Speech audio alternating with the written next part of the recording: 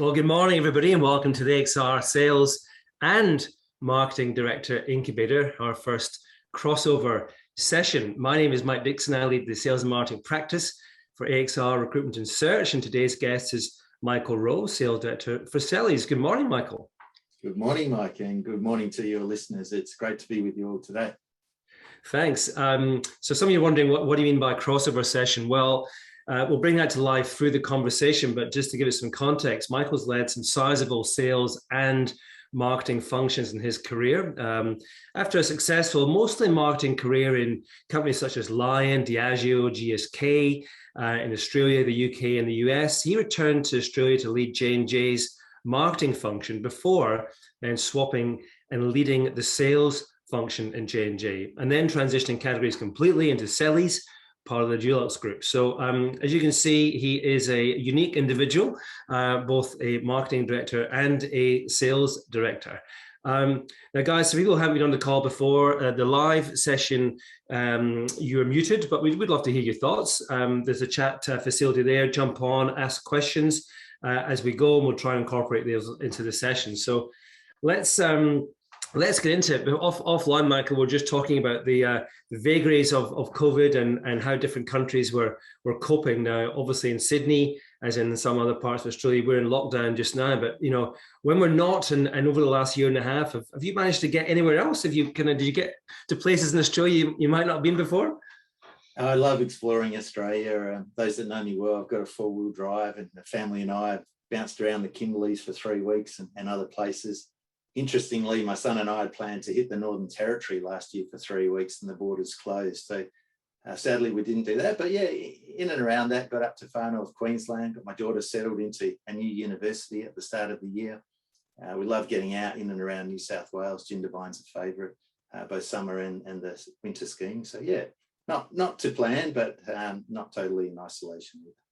Yeah, I wonder when we get through this next period of lockdown, whether people just kind of go crazy and start and traveling again. Certainly, I've done a few, long weekends away and all this kind of stuff. And actually, getting accommodation is really tough, because everyone's trying to go somewhere all the time. So I think domestically, hopefully, the travel industry is getting some good boosts of activity when we can travel. But talking of which, you've lived in different parts of the world, and if Sydney clearly, as we probably agree, is probably one of the best places in the world to live. But if you had to live somewhere else permanently, where would it be? Yeah, and having lived in the UK a couple of times and a couple of cities in the US, I agree Sydney is a wonderful city, and it's hard to go past Australia. But I really enjoyed my time on the east coast of America.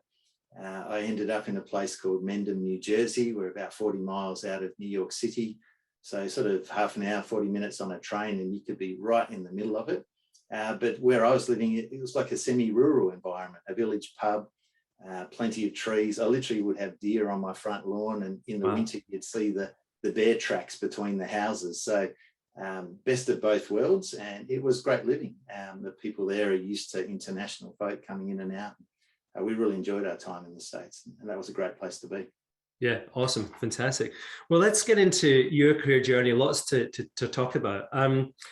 We'll come back to some of the things you've done, but I want to really start actually with this transition period of yours. So you were, as I mentioned before, running the marketing function for J&J Consumer Healthcare business, and transitioned to sales. Now that's a really unusual move. Firstly, how did that come about? Yeah, so I had come back from the UK and done about 4.25 years leading the marketing team. So big categories, whether it be oral care, fem hygiene, OTC, etc. But around 3 years in, I just felt myself, I was really loving the company, liking the opportunities. They were talking to me about moves outside of Australia. But I had 2 children in high school, wanted to have some stability through that period. And I reached out to them when actually a head of pharmacy role came up and said, hey, can I make the switch? I think they were very surprised. One, because it involved me going back a level, but two, the fact of the marketing guy wanting to dive into sales. At the time, there'd just been significant marketing restructures and stuff. And they said, no, we need you there. There's too much changing in marketing. It's too risky. Sit tight. And then they came to me, maybe it was 9, 12 months later, and said, yeah, you ask about sales, what do you think about the sales director role? And it really took off from there. So perhaps the first lesson is, be brave with your own career, guys, and at points in it, it may make sense to step sideways or even potentially be prepared to go backwards. For me, I didn't have to do that in the end, but that's really where it started, Mike. That's fantastic. And do you think, we were saying again before we start this conversation, Michael, I wish more people would move from sales to marketing. Now, on this program and on the podcast, we've talked a lot about moves that people moving from say sales to a shopper marketing role, or from brand into category possibly, but from sales to marketing, almost for many seems a bridge too far. Why do you think not more people do it? Yes, it's a really interesting thought. So I think when I was younger, I started in marketing. I started in a graduate recruitment program with Lion Nathan, working at the Swan Brewery in Perth, Western Australia. I started in marketing, and it sort of was lucky to chanced into it, and I loved it. And I pretty quickly put my hand up for a role in sales when one did come about. But I think what happens, you get into a career, whether it be sales or marketing, the logical next step is often the job above you. It's comfortable for you because you know what it involves. It's comfortable for the manager because they know you. And you start chasing those promotions, those pay rises. And early in your career, they are very meaningful, right? You don't have the dollars you do later on as the sales or marketing director. But I do think that then channels you into a function, and it reduces your breadth. And then at that point later on, when you've got the wisdom to appreciate some of these other elements, you mightn't have the experience. And so I think it is through your own decisions, you can limit your future career growth if you don't work to build that breadth earlier in your career. Yeah. And as a leader of a sales function now, but you've obviously led several marketing functions. Have you had people come to you to say, from the opposite side, if you like, and say, when you're leading marketing, as a sales guy ever come to you, or girl come to you and said, I'd love to make the move, how do I do it? Or similarly, a marketer come to you leading a sales function and say, I'm a brand manager, but do you think I could be a national account manager? Does that conversation ever happen? It has happened, but it happens way too frequently. And I think for every one of those, I've probably had two where I've encouraged someone to think about moving from marketing to sales or sales to marketing.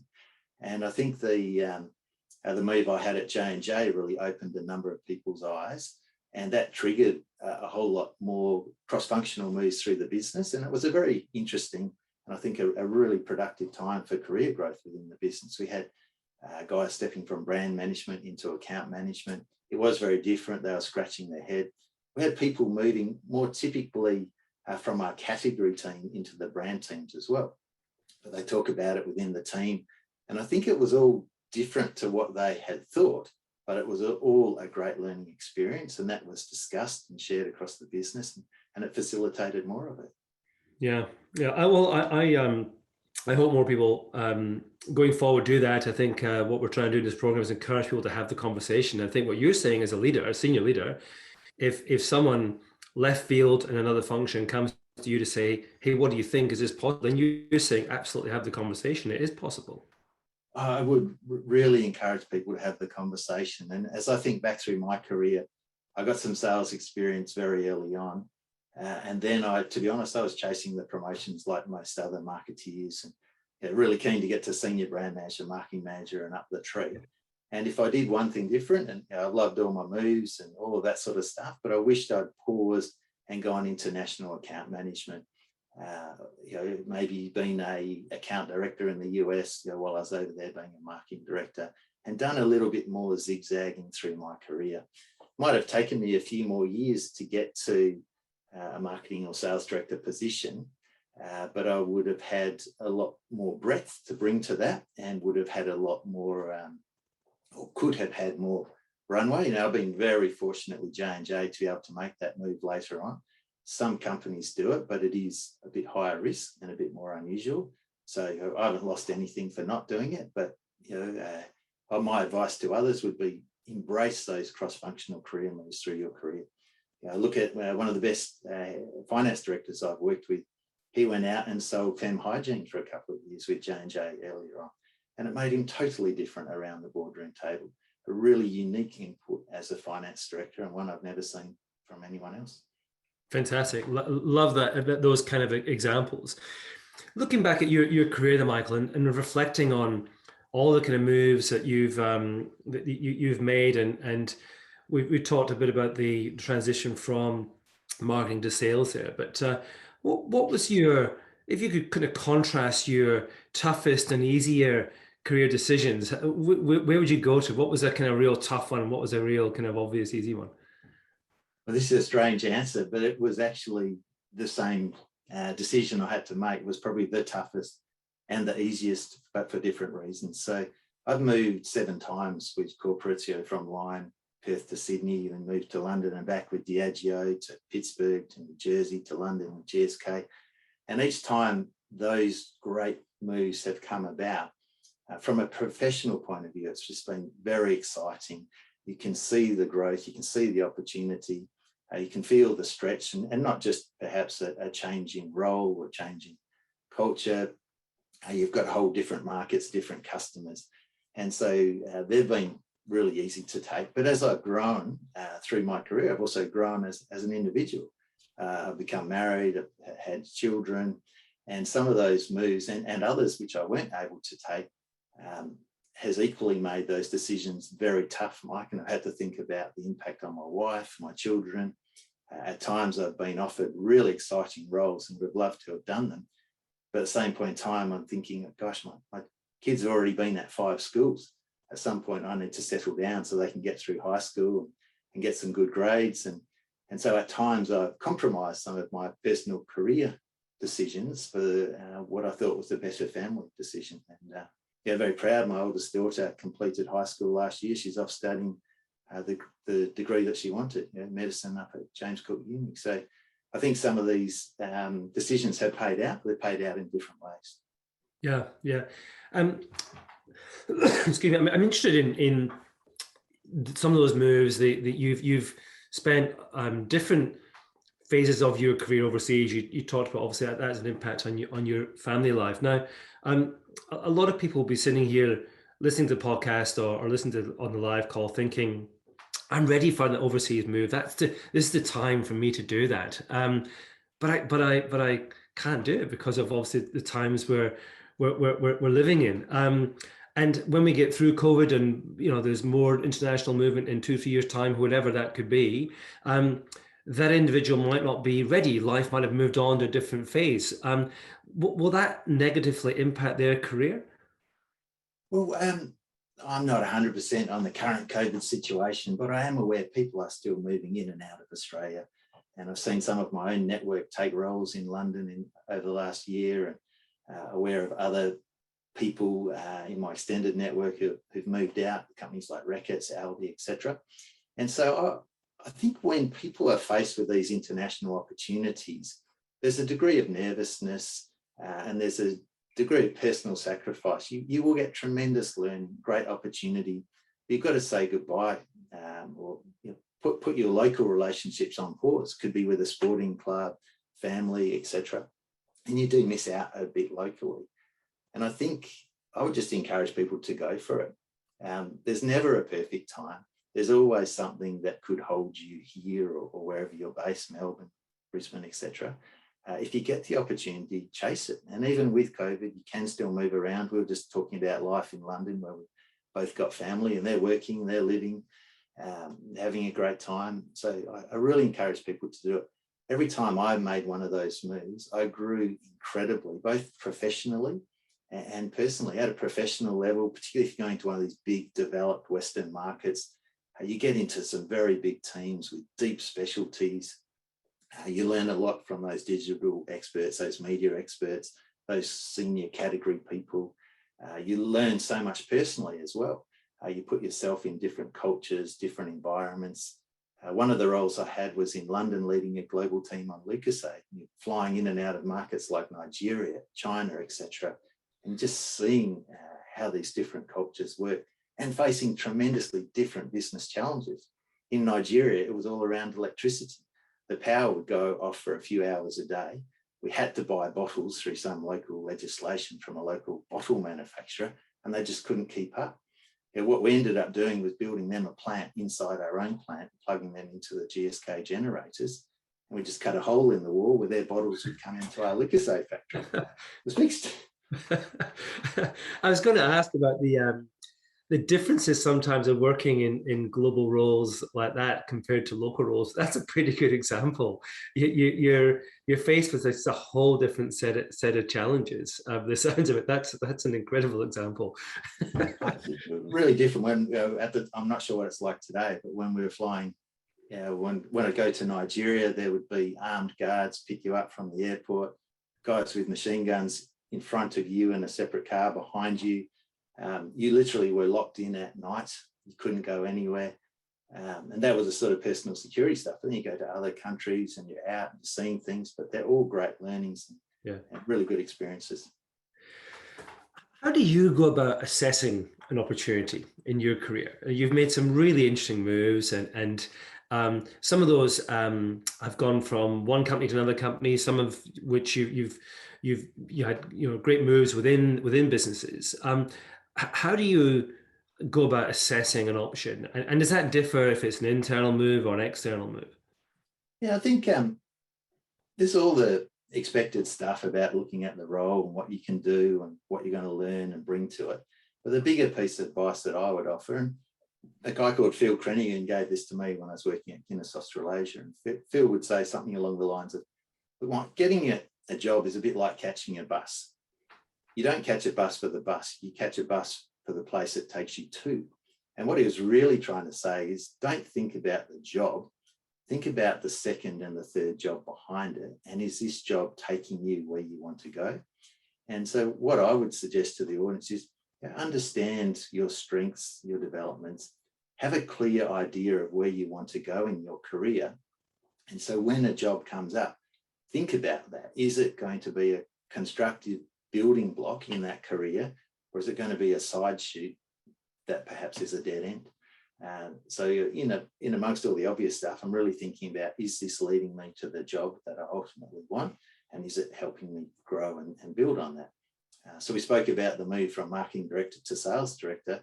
In my career, I wanted to lead companies, become a managing director, general manager, that type of thing.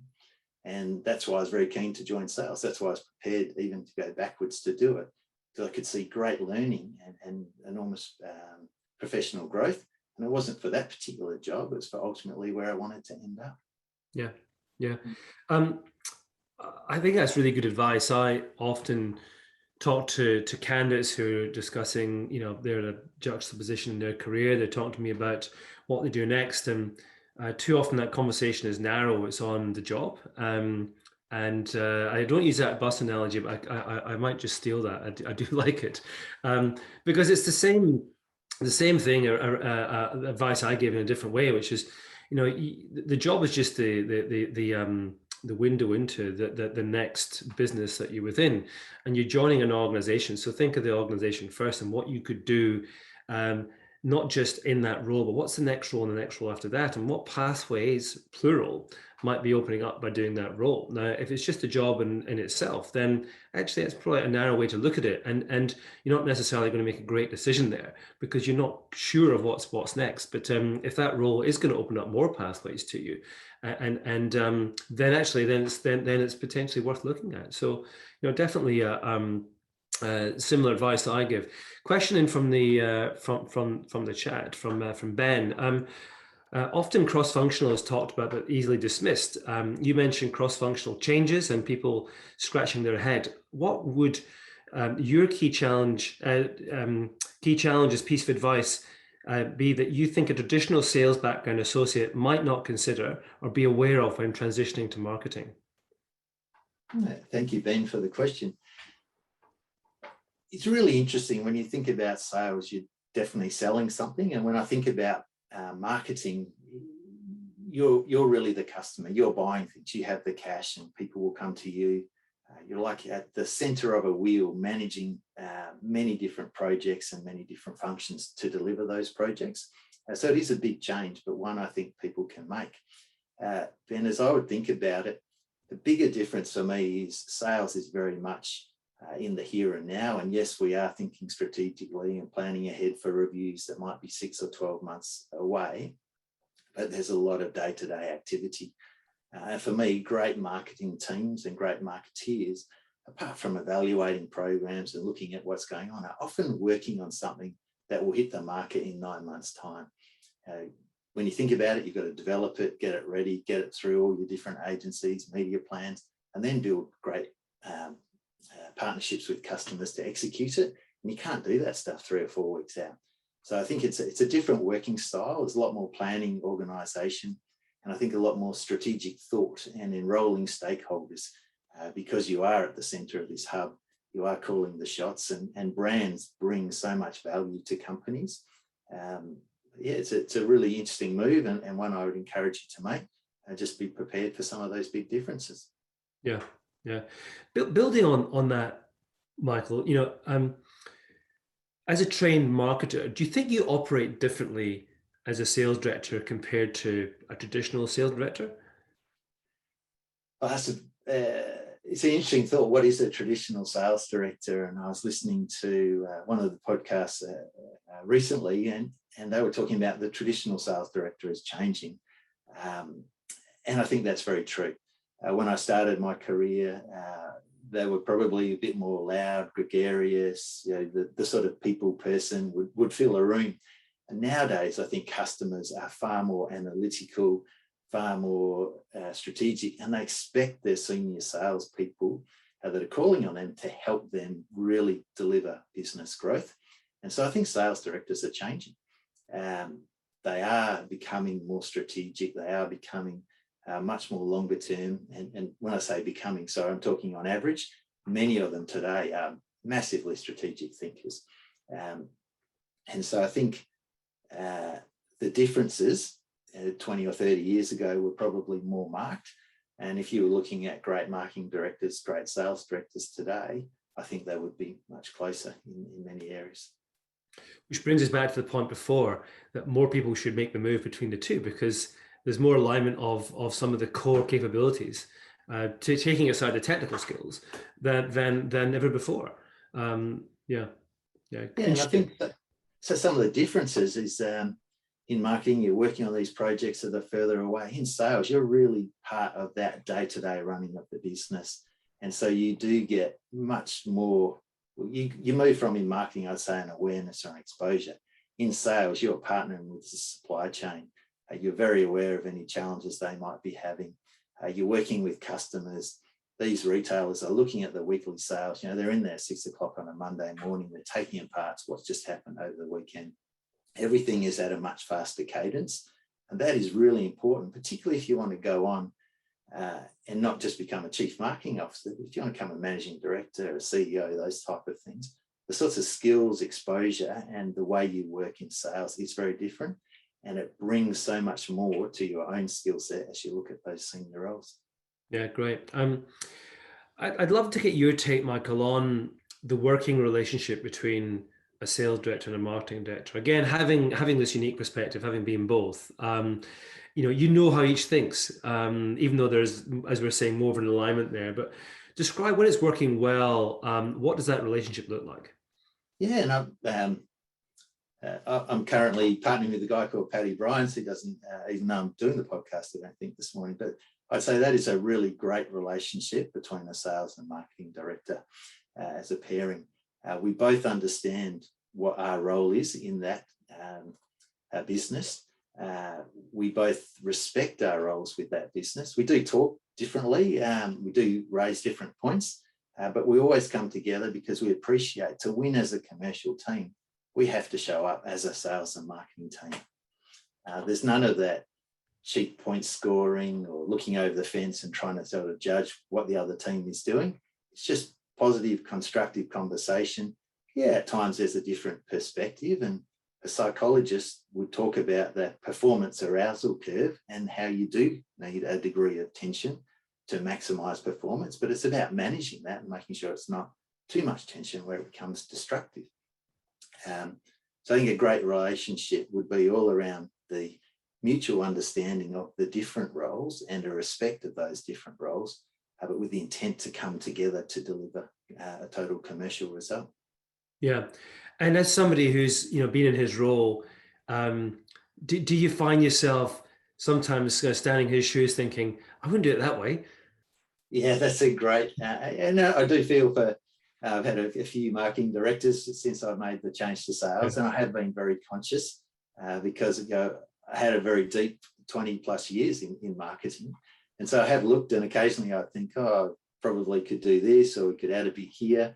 At times you may make the suggestion, but equally I've been around long enough to respect there's not often one path from A to B. There's many different ways of achieving that same result. And I think in an organisation, you want diversity and diverse thought and diverse ways of approaching things. So yeah, you watch, you coach where it's needed, but also let them get on with it. And that's part of respecting it. They're skilled professionals. They might do it differently to I, but it doesn't mean it's better or worse. As long as we get to the end result, it's a win.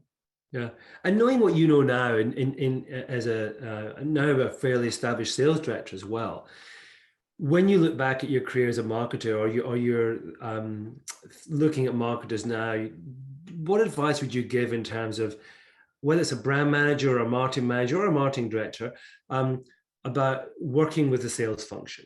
Would you, I guess, first of all, would you do it differently? Knowing what you know now, and if so, what advice would you give marketers today in terms of saying, hey, this is what advice I'd give you in terms of working with your sales counterparts?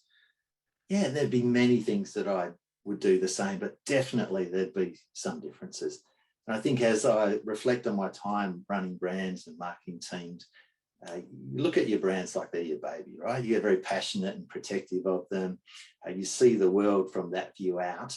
And it's easy to forget what the sales team are doing. And I think a great sales team internally will champion the needs of the customer. But when they're in front of the customer, they're going to champion the needs of the business. So they're trying to bring those two different groups together.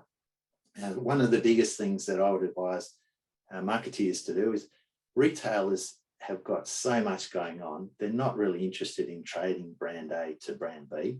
They want to just sell more. So think about your total category strategy and think about how your marketing activities will help drive total category growth. They want to sell more and they need to bank more margin as they do it. And as a brand guy, at times you think about the competition and how can I win share from brand A, or how can I take share from brand B? When you're really trying to win with the sales team, what you need to say to the retailer is, we're going to help you sell more of A and B.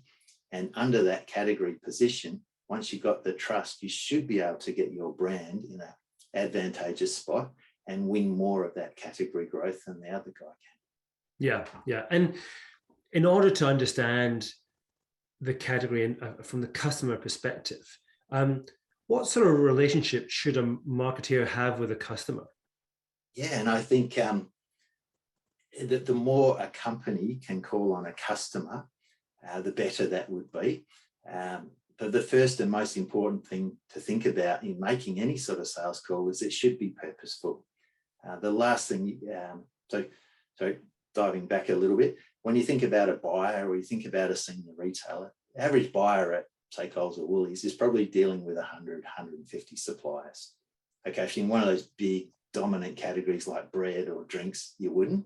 But if you're in general merch, health and beauty, you would literally have supplier after supplier, and they've only got the time to build a productive relationship with perhaps 2 to 4 suppliers.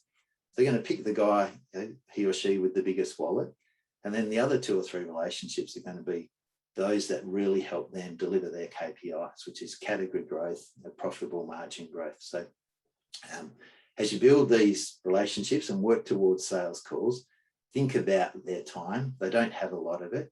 And think about how you can be very purposeful in how you show up. So as a marketeer out on a sales call, you want to be able to briefly talk about the KPIs and what's working in that retailer as well as across the market. And then think, what can you bring to that sales call to help that customer relationship? So real understanding around the consumer, the insight, and how that relates to the retailer's strategy.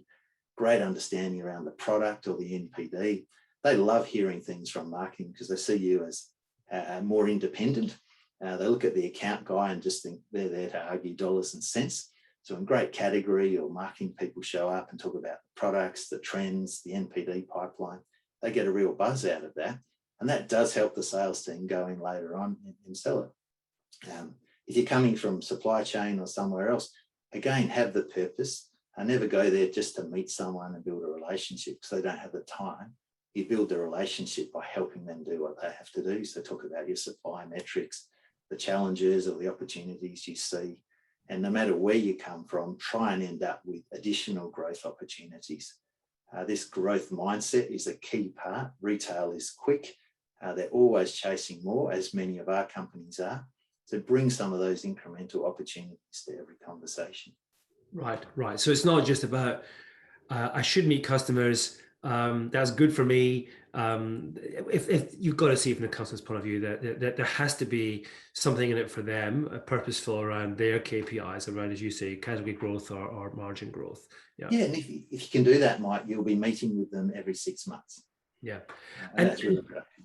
Great. And so if you're a more junior marketer, in brand management or level, for instance, does that differ from the marketing director? The brand manager should still be thinking about that and still be thinking about, getting in front purposefully in front of a customer, or does it happen more frequently the more senior the marketer is? I think it varies enormously because of the people. So good business relationships, I think a great sales call as a sales team or a supplier, you should only have maybe 35 to 50% of the share of voice.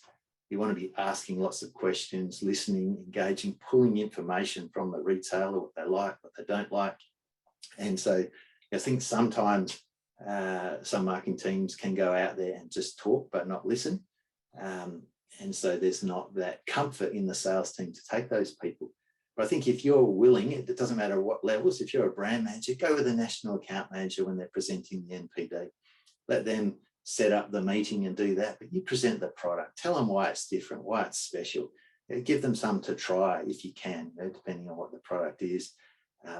Let them see your passion, but do it with purpose, do it succinctly, and then listen to the answers. Hear where their resistance may be and help overcome them. Follow the lead of the sales guy, and then follow up on your actions, and it will really help your sales team, and it will help your own learning as well as a business leader. Yeah, it may just pave the way to a role as a national account manager. You never know. Yeah, that would be a great next step. Yeah, cool. You mentioned innovation there, and I'm not sure what the stats are. They seem to vary, but I do hear pretty horrific numbers in terms of the number of NPDs that are launched in the Australian marketplace that don't exist a year hence. Why do we get stuck in that cycle, do you think? I didn't look up the figures, but I remember at an Australian Food and Grocery Council meeting, someone from Nielsen presenting some astronomical figures, 10,000 plus innovation, and about 55 of them made a significant difference to the category in the prior 12 months. I think launching great innovation, successful innovation, meets an unmet need or a consumer opportunity. The second thing, it's easy to explain how it meets that need. And the third thing is it does it while offering some degree of value. And I think too often we're taking products out that are just another me too, or perhaps it's really good technology, but we can't explain it succinctly enough, or we know how to explain it, but we're not putting the marketing dollars behind it, or we're just charging too much. So it seems pretty simple, but I think companies in the desire and chase for noise, for innovation in market, don't stand back and just check those three metrics off. So is it really different, and does it meet an unmet need? Can you explain that need quickly and clearly? And is it going to offer value for the shopper, the consumer at the end of the day? So with those three things in mind, what NPD would you look back on that you've been involved and you think we got that right? Yeah, this was one when I was I got to do it twice, actually, with two different companies in two different markets. So very early on, when I was the marketing director in GlaxoSmithKline America, working on brands like Nicorette, Nicoderm Commit, so smoking cessation products, I signed a confidentiality agreement. It's a long time ago, it's out on market. But I was working with the team from Pfizer and then J&J, because they bought that part of the business, on Nicorette Quick Mist. This is a mouth spray that delivers nicotine in a very measured and controlled way, but it delivers it very, very quickly. So if you're thinking about having a cigarette and you're in one of those unpleasant craving experiences, you spray it into your mouth and you're getting relief much faster than you can from many other forms. So over in America, we were working really, really hard on it and trying to navigate it through the FDA. And you had all of this sort of secrecy between GSK and the brand owner Nicorette in Pfizer and then J&J, because GSK had the rights to it in the US. It was a complicated agreement. So we never got to launch it there, but they came out to Australia later on after a stint on Lucozade, and I find myself working for J&J, and we get the privilege to launch it in the Australian market. And it just transformed the results for the brand in Australia. We went from the number 2 to a very clear number 1. It is a fantastic product. It is different. We could clearly explain the benefit, craving relief in under 60 seconds. We could price it at a fair price for the smoker, and it was a great success. I'm very, very proud of the results. Fantastic, fantastic. Now, I've asked this question maybe once before in a previous podcast. In fact, I've asked it twice. I've asked it of a sales director and a marketing director, but a category. Okay. Yeah. So as a function, I've asked this before of previous guests to a sales director and a marketing director who had differing views, but as someone who's been both, where should it sit in the business, Michael? Should it report through sales? Should it be part of the marketing function, or should it sit independently? And I think strategic category management in its pure, most high impact form is an integral part of the whole business. So it's not just a few pages in a brand plan, but it's something you think about before you start brand planning at stage 1, while you're doing the SWOTs, and you work the whole way through. And it can provide a very different compass for the business. In its purest form, it can look to marketing and say, actually, that's not going to drive the category. You're wasting time. Kill those projects. Focus on these 3. So go back to Nicorette. Don't give us the 16th flavour of Nicorette gum. Go and work on that mouth spray thing. That's very, very different. And so in that case, in its purest form, I do believe category should sit as its own team and equal with sales and marketing. But in saying that, I also do come out with a bit of a cold sweat. Because when I was marketing director in the US on brands like Nicorette, they did create this very high-end strategic category management team, and it was separate to the sales and marketing teams. And very impressive to watch it. But some of the unforeseen consequences that came out of that, the usual sales and marketing intentions quadrupled. It didn't just go up by 50% or something. Because this category team was in there and it was pulling marketing in a direction that marketing didn't always want to go. It was pulling sales in a direction it didn't always want to go. It's very strong in its opinions. Account guys were looking back saying, but that's going to ruin my customer P&L. Brand teams were saying, that's going to direct a lot of resources into customer marketing that mightn't be the best thing to do. So I do think it is the best place to do it, but it would come down, like many things in companies, to the leadership and making sure that everyone's brought on a journey, that everyone's taking that broader long-term position. I think most companies in Australia and globally are probably operating their category management teams at a little bit more of a transactional level than that. And in that case, they do work closely with marketing, but where they really make an impact is with the customer. And so I think if you're running it at that lower level, it would make more sense to leave it in the sales team. Yeah, interesting. I think a lot of companies are wrestling with it, where it should sit right now, and I was seeing a bit of a swing back and forward, and a lot of debate about where it goes. So it'd be interesting to see where it lands. But I think to your point, actually, I've spoken to a few people offline about some of my senior contacts about the independence of a category, and to your point, this cold sweat thing often comes up around. Yeah, that's in its purest sense, it feels the right thing to do. But then you could potentially be creating a can of worms around the business agenda, and you were really careful about how much leeway you give category as a result of that. So I think by definition, it will create a business can of worms because they will champion the category. yeah. And for me, whether it's separate in marketing or sales, that's the most important thing. They've got to have a strong view, an independent view on the category, but then work to connect it back to the business. We can't afford to just provide retailers with free consulting. So how do you then plug your brands and your account programs in to get a disproportionate win from that strategic category management play? Yeah. A question in the chat, which is off the topic we've been discussing, but very relevant for today's times. From Adam, he's interested in your views on work from home and how businesses are adapting to this new way of working. I think at the moment in sales, the whole customer dynamic has changed. At times we could get down to see our major customers, but we weren't allowed in. And now we can't go because of the COVID we have here. And we've all resorted to things like Teams and Zoom, and it is working really, really well. I wouldn't say it could totally replace the in-person contacts because walking a store, walking competitor's store, even having a cup of coffee and talking about the weekend, all of these more personal elements are really, really important in the sales role. And so as you go back to the internal functions, many of those things I think would also apply. So you can do a lot from home, but I think it's having that mix of the in-person contact, having those less formal interactions, having those chats that tend to happen more freely in an in-person environment, an office environment.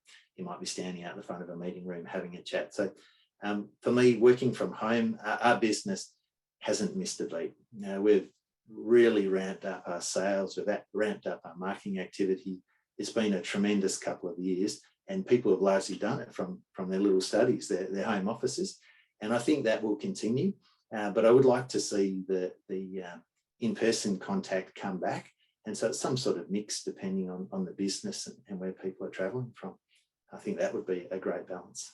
Yeah, I got involved in a LinkedIn debate yesterday. I'm not sure where it went overnight around interviewing people face to face, and with the proposition being that, you know what, we don't need to do that anymore. We can quite adequately do that on Teams or Zoom or all of the various platforms. And my view is you absolutely can. It's probably 95% effective, but it's just not quite as good as meeting somebody face to face. Yeah, I've done a bit of recruitment through COVID, and unfortunately had a new starter literally at the start of this last lockdown. Also have many of my team based in Melbourne. That's where a lot of our customers are. And so Sally's has a very flexible, and DuluxGroup have a very flexible approach to working, and they work out of the big Dulux head office in Clayton. I've done a number of interviews through Zoom, Teams, etc. But as we got to the final stages, I did fly them up to Sydney. I did go and have a burger with them. I did walk some stores, and I did get some slightly different impressions from that. One candidate, very good, very smart, but just not very engaging. And then you think about, well, how would they go with the customer? Could they have the side chit chat? Could they do the rest of it? And that's what we needed. And then others, you sit down, eat your Portos or whatever it was, and it was a great conversation. You walk around some stores together, and you can see, yeah, this guy would work with a buyer, and she or he would do great. Yeah. Yeah, it's I agree. I think there's that 5% on top, which gives you just a bit of richness of insight, but I think practical terms, the kind of way we work, we sit on these video calls all day, and whereas before you would just walk over to someone's desk and have a 2-minute chat, call somebody else over, involve them, great, okay, we've got a decision, move on, and now it's a formal team or Zoom meeting, which can take half an hour, 40 minutes to do something you might have done in 5 minutes. So I think it has its pros and cons in practical terms. But Michael, that's been awesome. I'd love to kind of continue the conversation and talk more about this dual view that you have, this career as a marketer and as a sales leader. I think it's fantastic to see what you've done. I hope there's a few people on the call today and who subsequently listen to the podcast who are inspired to do the same and put their hand up and talk to their business and say, hey, I've heard this can be done. I'd love to get your take, and maybe I can do this, because if we can encourage more people to make those transitionary moves, then it just creates many more career paths and interesting things for people to do with their career going forward. And that's my whole view, is if I can encourage careers to go further, for people to get more out of them, then I'm doing my job. So thanks for helping bring that to life today, Michael. I really appreciate your time. So that's been awesome. Guys, next up we have Christy Ryan, Sales Director of William Grant, who joins the Sales Director Incubator on August 19th. 2 weeks later, on the Marketing Director Incubator, we meet Tamara Howe, who's the GM of Kellogg's New Zealand. Tamara is a marketer who's become a general manager, so that'll be a really interesting path to look at. All the sessions for this year and last year are available on the podcast. We've touched on that a couple of times. It's called Your Future in Sales and Marketing. You'll get it on Spotify, Apple Podcasts, or wherever podcast provider you use. So we will have to leave it there. Michael, thanks again. That's been absolutely awesome. And everybody in the call, thanks, and have a great Thursday. Thanks, Mike. Thank you, guys. Bye.